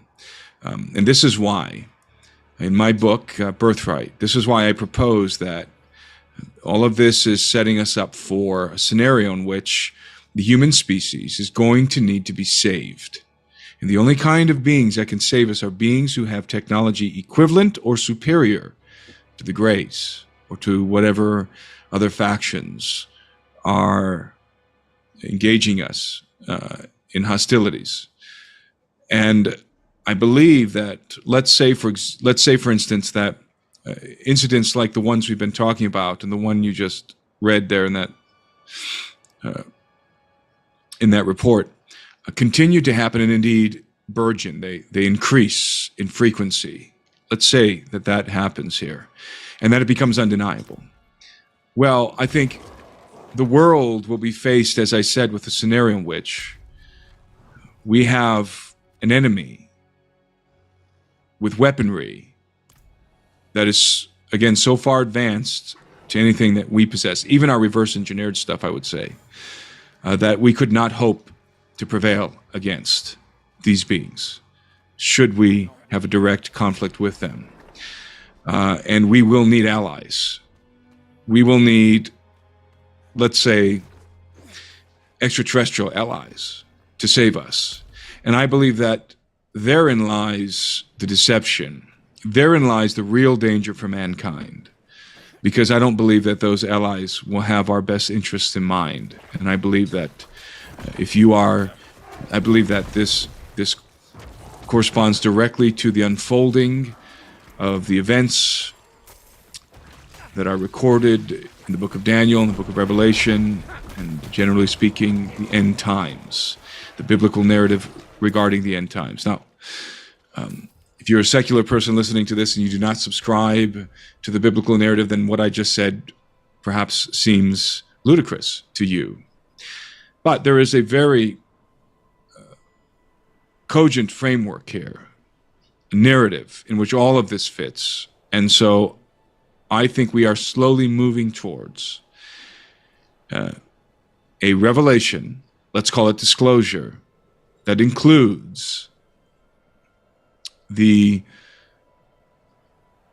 admission that at least some of these entities, these alien entities, whoever they are and wherever they come from, are hostile and pose a very real threat to humanity at large, not one nation over another. And let me dispel a myth very quickly here. There's been some images being passed around on social media that show the vast majority of UFO sightings happening within the United States. And people are saying, why is it that almost all these sightings happen in the United States, as if it has something to do with our government? Please understand that that's just because the vast majority of reporting happens in the United States. We have MUFON. We have the Mutual UFO Network. we have other organizations that are dedicated to reporting and cataloging UFO sightings and investigating them. And other nations simply just do not. And do not think for one moment that there are more UFO sightings in America, say, than Peru or Bolivia or Ecuador or Brazil. You would be gravely mistaken. There are probably more UFO sightings in South America than North America. And I would wager to guess that there are at least an equivalent amount of sightings in many other parts of the earth, including in parts of Europe and even the Mediterranean. So let's not be under this false assumption that the UFO phenomenon is localized to the United States. It is global. And the reason why I stress that is because, as we all by now have heard about the testimony of David Grush, the ex-intelligence community officer, who has come forward and has said that the United States has been recovering and reverse engineering crashed alien craft and the bodies and the pilots of those craft for decades. Do not think for one moment that has only been happening within the continental United States. Every major country on Earth has a crash retrieval program. Every one. And there's probably an overarching organization, secret body, let's say very much like Majestic 12. Maybe Majestic 12 still exists and is still that overarching body that is coordinating and overseeing the recovery effort of these craft. And so it may not be that these other countries, say Peru, are communicating directly with the United States Department of Defense, let's say, but rather they may very well be communicating with an international body, an international organization of individuals who are higher in terms of their knowledge on this subject, who supersede any particular nation. And that these individuals have been coordinating, again, the crash retrieval and the reverse engineering of the alien craft and the dissecting and analyzing of the alien bodies. So this is a global phenomenon. And if indeed there is an announcement in the future that it is also a global threat, which it is in my estimation, then it is going to require a global response. And people can make the argument and do incessantly online that this is Project Bluebeam. And in fact, they're probably already furiously typing out comments here in the comment section regarding how this is just another Project Bluebeam operation in Peru, and they're just trying to scare everybody into believing that there is an alien threat so that they can formulate a global governance and enslave us all, human beings, that is. And I would disagree with the first proposition, but heartily agree with the second. In other words, I would disagree that there's a fake alien invasion, but I would agree that there is a strategy, let's say, a conspiracy to formulate a global government utilizing people's dismay and fear regarding an alien threat. I believe that there is an alien threat. It is real.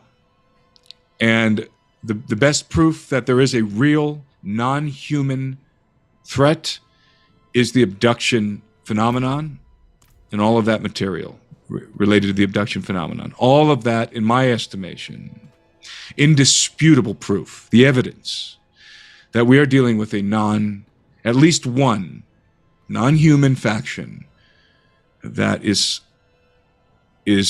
let's say, covertly hostile because they're abducting people. The project is the abduction program is clandestine, as Dr. Jacobs always stresses. It's clandestine, but it's also hostile. And so there's at least one faction. I would say there's probably 3 factions that are hostile to the human species, and they're real. They're not a contrived threat. You see, Project Bluebeam is the notion that the governments of the world, or let's say the global cabal, is going to perpetrate a hoax on the citizens of planet Earth, and are going to, through advanced technologies that the public is unaware of, and through perhaps some kind of holographic ruse, are going to pretend as if we are all under this, that we are all being, and when I say all, I mean all of the nations, that we're being assaulted, confronted by a hostile alien presence, a UFO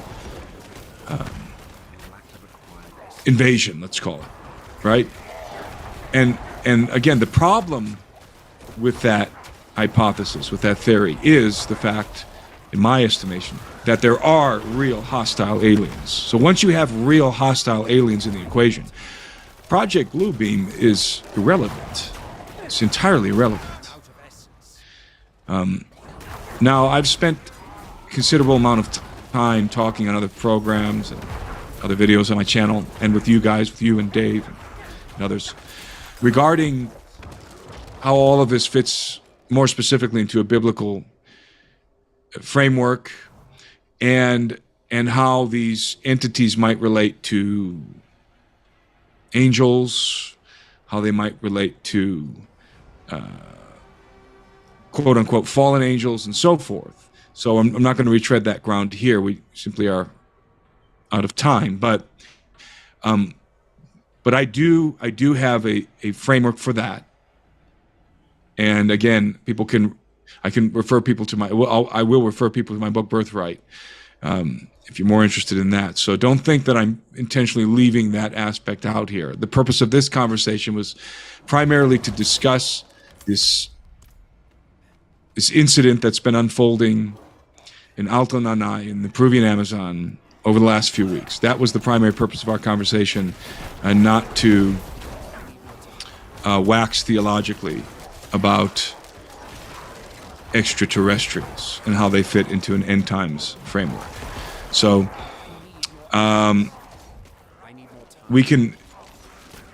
will certainly on my video, and I'm sure you'll do the same, Doug, put some links to some of the videos that we displayed here, that we featured in this conversation, so that people can take a look for themselves.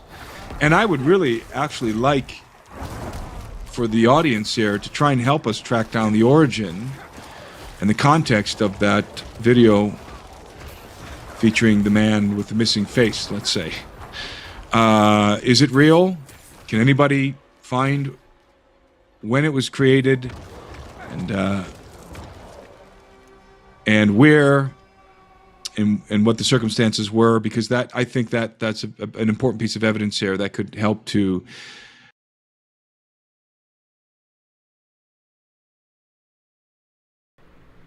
All right, everybody. That's pretty much all there is to the video. I mean, there's really not much else. So let's talk about it. Let's talk about this. I heard so many things in the chat. I heard everything from Project Bluebeam to it's a government op to the people in Peru. They said there were space helmets, so they must have been seeing human beings in space helmets, to the mention of Stephen Greer's witness who said he was seeing human beings trafficking drugs and people, which I remember that one as well. There's a lot of things going on, all right? And I'm not here to I don't know what we were looking at. Hold on, let me I don't know what we're looking at here, y'all.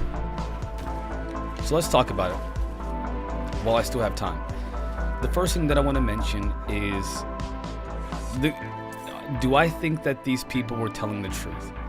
Well, if we were to take everything at face value as it is right now, yes, I think they were telling the truth.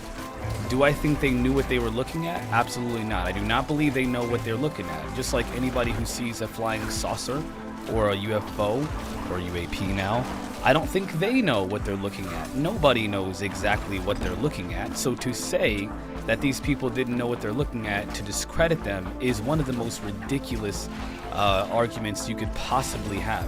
As a matter of fact, if you want to lead yourself into a place where you'll never learn anything, you can stay in that McWesty zone where where you keep massaging your your theories about anything anything negative is fake, and everything negative is people don't know what they're talking about. It's all misidentification. It's all a misunderstanding.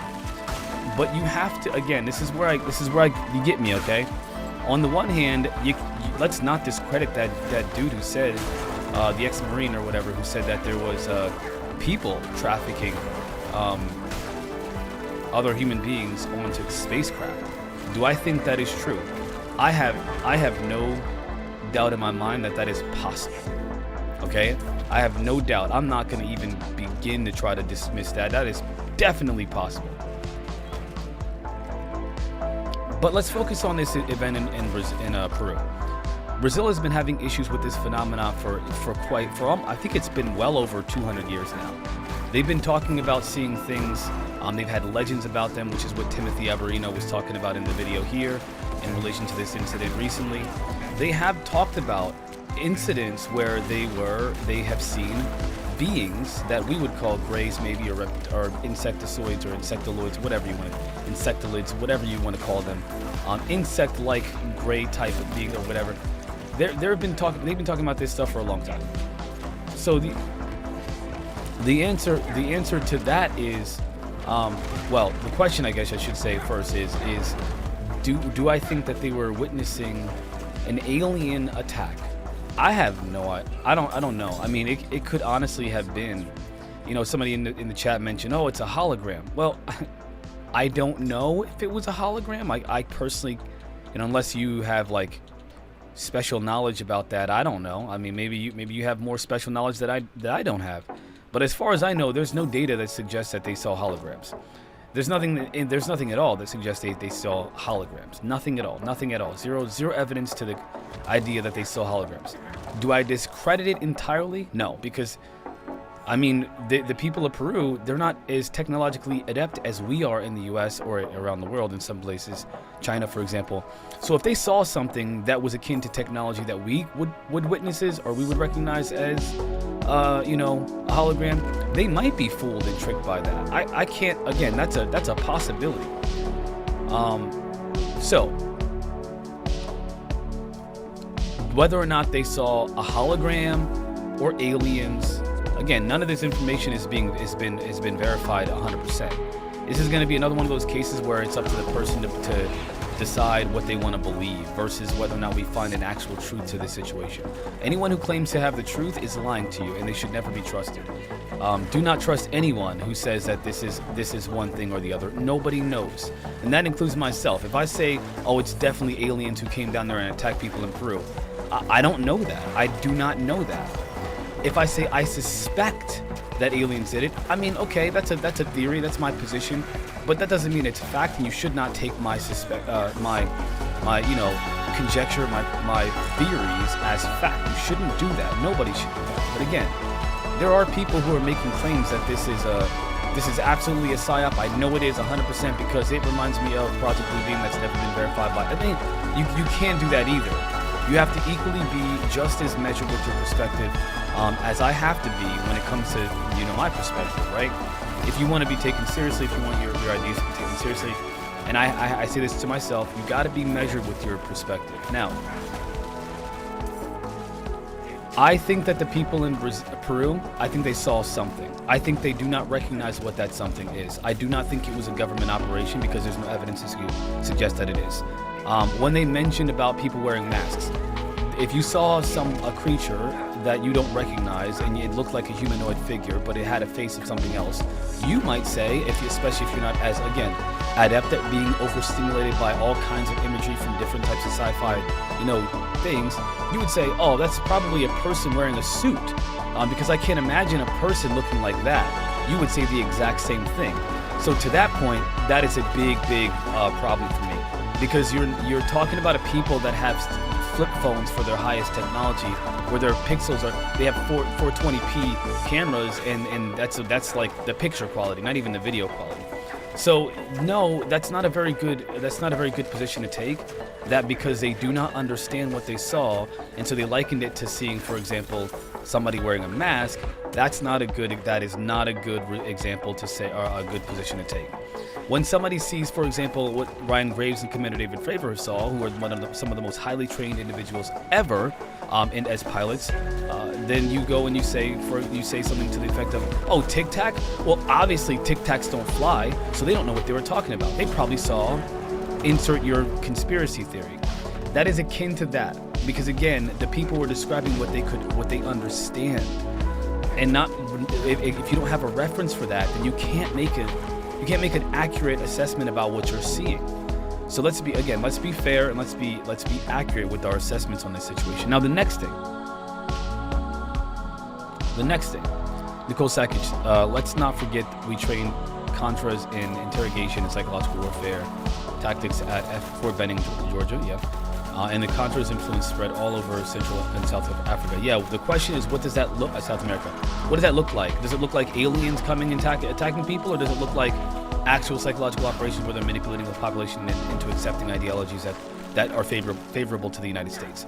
Again, I know my history too, and so well, not all of it. I'm not a historian, but I mean, in terms of the basic stuff, the basic psychological operations that have been done by the U.S., I'm familiar with the general, the general documentation about that in history. We all are. Most of us are. So yes, there were psychological operations to, for example, project an image of I think Mary or Jesus over a South American nation where they could try to cause chaos into the people.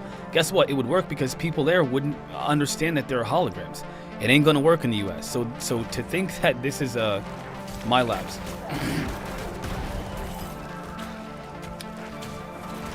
Nicole, source that for me. Send me a link. I know you got it. You are the most resourceful person I know. Link that to me, Nicole. Please hit me up on FB. Now, this idea of my labs, I've only found information about my labs from conspiracy theory sites with zero credible evidence to back it up. Does that mean my labs doesn't exist? No freaking way. I think there are human activities involved with craft. For sure. I mean, why wouldn't they? If the United States government or military has gotten a hold of this technology, why wouldn't they use it to against the for whatever purpose they want to, illegal or otherwise? I can't imagine that. Oh, you know what? Now that we got this tech, we're just not going to use it because it's unethical. So yes, I agree. There could be my labs, if you will, just for the sake of ease of conversation. There could be human abductions involved with this for sure. But what would be the purpose of doing this to the people whenever you don't need to? Because those people are, in terms of technologically, they're primitive technologically. So why would you need to do something like that? You wouldn't. You would be going above and beyond, wasting resources on a population of people you don't have to waste resources on. You could do a much better job using the basic psychological operations that you've always used against other nations that have less technological advancements. That's what you do. You don't use your best tech on the lowest, informed people, the lowest technologically advanced people. You use what's appropriate for the situation, and I think that's a very not a very good position. Again, not a very good position to take. Now, another thing that I want to talk about in this, just to address some of the comments, because I couldn't address them all at the same time here, everybody. Yeah, that's what I was referring to, Nicole, was the Jacques Vallée mentioned about the attempt, the mention of, they didn't do it, by the way, just so you guys understand, they didn't actually do it. And just so you know, if they ever did do that, guess what? People would know that's real, and no one would ever trust anything ever if it ever were to come to that again. Like, the American people are very well informed. We got the internet, we got freedom of speech and the First Amendment and all that. There's no way that we would be fooled by that, because too many people are aware of all of these different technologies, even if we just look at the sci-fi in our culture. So no. Now, Mr. The Armenian, I think that's a great point. The timing of what's happening in Peru and disclosure here is interesting, though, especially if PSYOPs is involved. 100%. I was thinking this is where you guys got me, okay? This is where you guys got me. Why is this happening now? You know? It's MK Ultra-ish. Yeah, again, it is, but we have to look at what we know and not what we can theorize and input your conspiracy theory here all day long. What is plausible based off of what we know? What we know is that the Armenian, this is a really interesting, you know, timing here. Nicole, two things. Justice for my boy in Las Vegas. This is not, I think that the kid in Las Vegas was telling the truth. I know you might not be this, but I think people didn't like him because he just sounded Spanish and they didn't like Spanish speaking people. Not you, Nicole, but I'm just saying, like, there are a lot of people who were like clearly just didn't like him because of that. But I couldn't post that, Nicole, because there was some language. I'm trying to keep it PG-13 as I possibly can. I'm learning. I'm learning. I'm growing here. But yes, I think there are people who think that the Vegas kid was a hoax. The only problem is the police don't think it is. So I mean, if I think the kid family are telling the truth. Yeah, I mean, you think that they were okay. So you think that they were tricked by a fake alien invasion. So here's where I'm having a little bit of a bit of some skepticism, because there is a lot going on right now, y'all. We got the David Grush thing going on. We got the hearings going on. We got David Grush now. He's being attacked where they release his medical records. We've got a lot of different things trying to discredit him. We've got a lot of things going on at the same time, and the timing for this is really, really strange. It's really, really strange. It's really strange. I don't know what to say about that. I feel like I'm personally concerned because now there's so many things happening all at the same time. There's almost no way to make sense of all of it, and I wonder if that's actually part of some kind of a disinformation campaign. Because if you really want to mess things up, you don't have to. You can. What if the and I've thought about this too. There are several possibilities, and I'm jumping all over the place because I don't have a lot of time here, guys. But there are several possibilities, and just leave you with this, okay?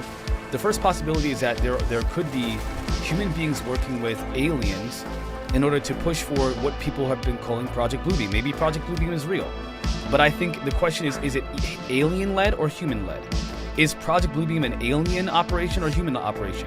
Anybody who doesn't consider this is not being a genuine, honest researcher in the field and needs to check themselves and check their bias, and check their bias on this, because you got to consider the possibilities. You can't ignore them all. I'm considering the possibilities, all of them, including ones that involve, if you will, human abductions, if you will, manipulation, psyops, whatever. I'm open to these possibilities at this point because something ain't right here, y'all. Something is happening. Either there's an alien invasion happening in Peru, or somebody is faking an alien invasion in Peru. Either there's a real alien invasion in Peru and it's just starting there and it's going to happen all over the world eventually, or they're just using it to muddy the waters and put all these fake alien encounters to making the people believe these things are happening, but it's really some kind of government operation. Maybe the government has real aliens that they're waiting to deploy all over the world whenever they want to, not, the secret government, the people that are involved with the cover-up. And again, I'm just being hypothetical, off the cuff, or who knows, random this and that. But if we're going to look at these random theories without any basis, maybe that's what's happening here. Maybe that's what's happening. Maybe there is I don't know about warlords or cartels, because the cartels don't have that kind of resource, man. That's ridiculous. No, the cartels don't have those kind of resources. I would, again, if it is anybody human, it's either the government and the U.S. government, for sure. If it is, I'm not saying it, I'm just saying if we're gonna go there, it's either the human government or the American government, or they don't have crazy resources though. Nicole, they have money for weapons. They do not have money for technology. Otherwise, we'd be having a conflict with those people. We'd have serious problems with those people. They're no match for us, and they know it. They have what we allow them to have. And everybody who's ever studied the cartel at all knows that the U.S. is well aware of the cartel and does nothing about it. They don't do nothing about it. If we wanted to do something about the cartel, we would do something about the cartel. Bottom line. We don't because again, they're not a threat to us. They're not a threat to us yet. If they were, it'd be game over for the cartel. They'd have no chance against us. Okay, so, but yes, back to the point that I'm making. Either it's it's humans using, again, real alien biological created entities that they were given by the aliens, or it's the aliens, or maybe they're working together. Maybe there's a faction of the alien species that they're working together, and they're trying to conduct a psi operation against the people for a joint effort to do something. I don't know. You think that people haven't sold us out? There's allegations of a deal made with aliens and human beings. You think they haven't sold us out already? They've already sold the human race out. Somebody's already sold us out, everybody. There's no secret here. So to think that maybe, again, I'm just saying possibilities here, maybe that is the case. Maybe. It's possible.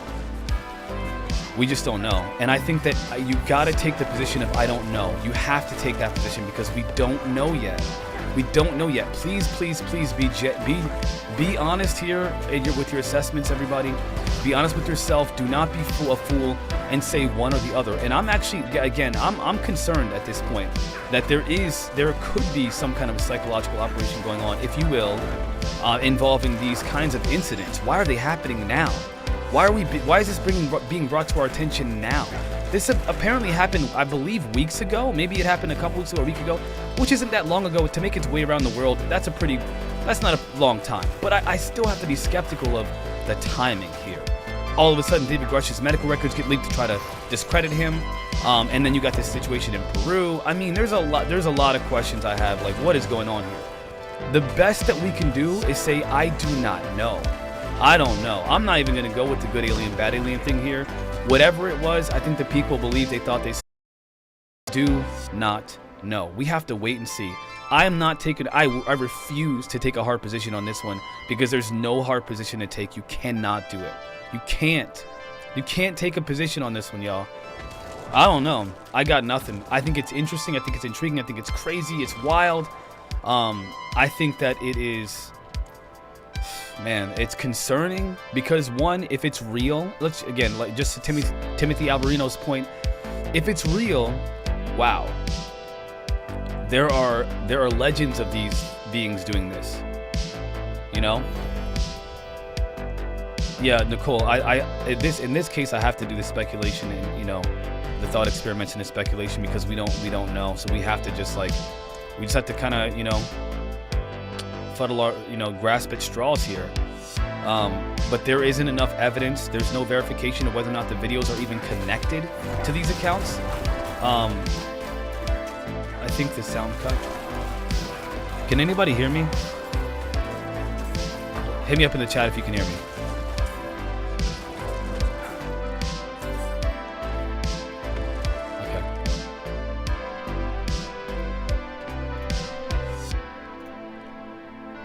My mic is good.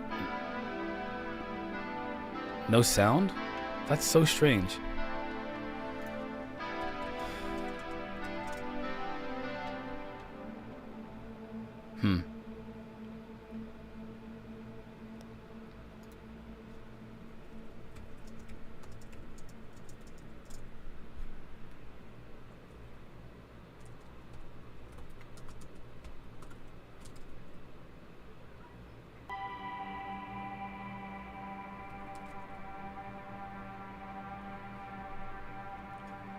So Twitch can't hear me at all. I don't know why, but Twitch is unable to hear me.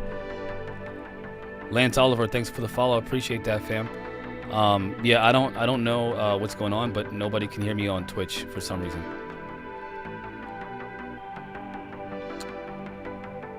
What is going on, Twitch? Yeah, YouTube is good.